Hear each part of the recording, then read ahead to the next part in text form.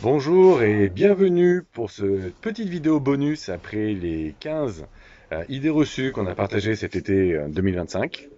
Eh bien écoutez, je voulais faire un petit bonus pour pouvoir enfoncer une autre porte ouverte, celle qui dit qu'a priori notre sport sera un sport extrême, voire un sport dangereux et donc du coup il faut qu'on fasse très très attention parce qu'on peut mourir. Bon. Et donc là, vous pouvez aller sur Wikipédia et en l'occurrence taper sport extrême et vous verrez que, bon, ok, pour une question d'alphabet, mais le premier, c'est apnée. D'accord? Donc vous avez le ski, vous avez aussi le parachutisme, vous avez plein de sports comme ça qui sont des sports extrêmes.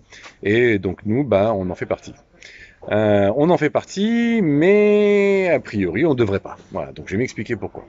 Bien entendu, dans cette explication, on va être obligé un petit peu de trier parce qu'on ne peut pas mettre tout le monde dans le même panier. Ce que je veux dire par là, c'est que dans notre activité, on a des aventuriers, on a des gens qui essaient de découvrir un petit peu quelles sont les limites de nos sports et voir même comment ce sport devrait fonctionner. Et donc, ils ont participé à l'écriture de ce sport. Et en participant à l'écriture de ce sport, malheureusement, on sait qu'il y a eu des accidents qui ont été relativement graves.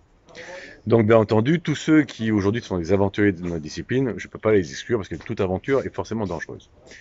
Bien entendu, tous ceux qui sont hors cadre de cette discipline, je vais être obligé de les exclure aussi. Ce que je veux dire par là, c'est que est-ce qu'on peut dire que le ski c'est dangereux parce qu'on fait du ski hors piste sur des poudreuses non préparées, ou est-ce que le ski c'est un sport dangereux parce qu'effectivement à tout moment tu peux tomber et te casser une jambe, à tout moment tu peux te briser la nuque, etc. Ça fait partie des raisons pour lesquelles c'est un sport dangereux. Donc évidemment que là aussi je vais exclure tous ceux qui pratiquent l'apnée tout seul. D'accord. Donc, moi, j'en fais partie. Hein, ça m'arrive de temps en temps de faire une petite balade tout seul dans ma zone de confort, mais n'empêche qu'en attendant, je peux pas maintenant dire le sport apnée. Ça inclut ceux qui font ça tout seul.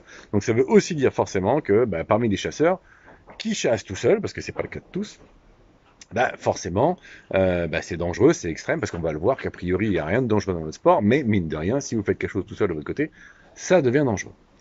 Donc, pourquoi est-ce que c'est pas dangereux? Parce que si on prend la liste des accidents qui sont possibles, bien entendu, alors encore une fois, je vais exclure le je me suis tordu la cheville sur le bateau ou j'ai glissé dans la piscine. Bon, à un moment donné, c'est des choses qui arrivent dans la vie du quotidien, donc c'est pas spécifiquement lié à ce sport en question. Bon. On va dire que parmi les accidents réels, de la pratique de monsieur tout le monde, encore une fois, parce que par exemple, je vais encore une fois exclure les accidents de décompression dont évidemment on est obligé d'être dans la période dans laquelle on est maintenant, c'est-à-dire que on casse des œufs, comme nos amis plongeurs ont cassé des œufs à un moment donné, et moi le premier, j'ai fait 2 accidents de décompression, et donc du coup, on doit découvrir quelles sont les règles pour éviter les accidents de décompression, et pour le moment, comme on n'en a pas, il y a de la casse par rapport à ça. Non, je parle vraiment de la pratique de l'apnée telle qu'on est censé tous la faire, en groupe, avec des copains, avec des binômes, avec des gens qui font la sécurité, avec votre club en France, avec vos amis, et c'est cette pratique-là, l'apnée. Le reste, c'est pas parce qu'effectivement on retient son souffle que ça devient exactement de l'apnée. Sinon, effectivement, on peut dire que là, du coup, tout devient dangereux. Donc, si je reviens à cette pratique normale, je vous dis, celle-ci, elle n'est pas dangereuse. Et donc, celle-ci, pourquoi? Parce que finalement, quand on regarde la liste des accidents, vous avez le barotraumatisme de l'oreille. Effectivement, vous êtes coincé pendant 3 semaines ou 3 jours, ça dépend de votre capacité et du trou, mais en tout cas, on va dire que c'est le soin quand même le plus facile, quoi.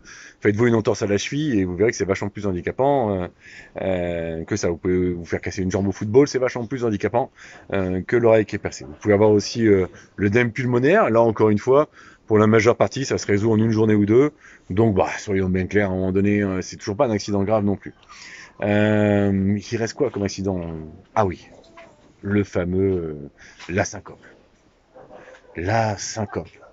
L'accident où a priori, je sais pas comment est-ce qu'on peut appeler ça un accident, si on parle de l'apnéiste, mais pas si on parle de l'organisation. Je m'explique en ce sens-là. C'est que, a priori, il faut qu'on remercie encore une fois tous nos compétiteurs qui ont su démontrer qu'on est capable de faire une syncope et de rester plusieurs minutes inconscient, prendre de baffes et continuer sa journée. On est capable de faire une syncope et de replonger même. C'est-à-dire qu'on a des gens qui ont fait des syncopes à 30 mètres de profondeur, qui sont redescendus à 60, 70, qui ont été remontés par contrepoids. 2 claques et leur journée elle continue. Ce que je veux dire par là, c'est qu'il ne faut pas qu'on fasse de confusion entre le fait que la syncope existe, que la syncope peut entraîner, parce qu'elle est maltraitée, un accident dangereux, et le fait que la syncope à l'heure d'aujourd'hui, il y en a plein qui en font, et aux dernières nouvelles, ils vont tous bien. d'accord? Sauf dans les cas où la syncope a entraîné une noyade. Et donc, du coup, c'est là que j'interviens et je dis, attends, si la syncope a entraîné une noyade, c'est qu'il y a eu un défaut dans l'organisation. Donc, c'est pas la discipline, c'est pas l'athlète, c'est parce qu'à l'heure d'aujourd'hui, on est encore obligé de travailler sur notre organisation et on ne sait toujours pas, on va dire, quelles sont les véritables règles de l'organisation. C'est-à-dire aujourd'hui, ben, on ne sait toujours pas vous écrire, tiens, en fait, un atelier, c'est quoi le diamètre de la corde, c'est quoi, à quel moment je mets un contrepoids, puis c'est quoi un contrepoids, c'est quoi une longe, à quel moment, tiens, je me rappelle, on avait les longes qui étaient homologuées, qu'on avait fabriquées et fournies il y a quelques années, puis comme on les fournit plus, il n'y a plus de longe homologuée. Maintenant, même en compétition, il y a des tests qui sont faits, etc. On ne sait toujours pas ce que c'est qu'une longe. Et donc, on a un sport très jeune dans lequel les choses doivent être écrites, et bah, il y a encore des accidents parce qu'on est sur une organisation qui n'est pas au point. Même si quand même on peut le voir, en compétition, il y a eu des accidents hyper graves et avec une organisation qui est beaucoup plus au point, eh ben, on arrive à traiter des accidents très graves en compétition. On n'arrive peut-être pas encore à le traiter parce que c'est pas encore au point de savoir quelles sont les règles qu'on est censé mettre en place pour la pratique de monsieur tout le monde. Mais enfin, globalement, les accidents sont quand même très très très rares. Et surtout, faut du coup pas tout le monde mettre dans le même panier et se dire, bah oui, effectivement, si vous faites une syncope, un copain vous a sorti la tête de l'eau, vous avez pris vos 2 baffes éventuellement, et encore, même souvent, c'est même pas utile. Et puis, vous continuez votre journée normalement. Est-ce que vraiment, on peut dire que ça devient un sport dangereux parce que vous avez pris 2 baffes, vous avez perdu conscience?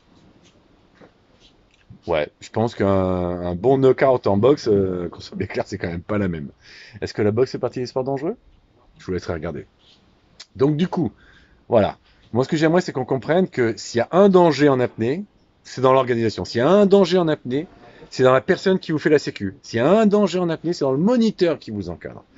Ces gens-là peuvent rendre votre apnée dangereuse. Oui. Et le pratiquant?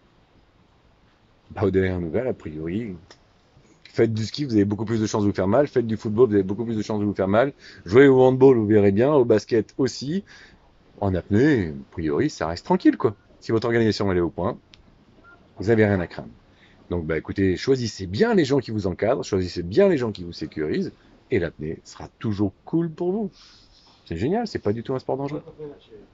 Allez, je vais vous souhaiter un bon hiver. On est aujourd'hui à Dahab, il fait beau, il fait chaud, l'eau est à 26 degrés. Je vais essayer de profiter. Et bah écoutez, surtout n'hésitez pas à nous rejoindre aux Philippines, à Nemo 33, à Dahab, l'été prochain, à Caril-Rouet. Et puis bah écoutez, en attendant, on va essayer de trouver d'autres trucs pour vous occuper sur Internet, parce que j'ai l'impression que tout le monde se marre bien à faire ce truc-là. Allez, à bientôt!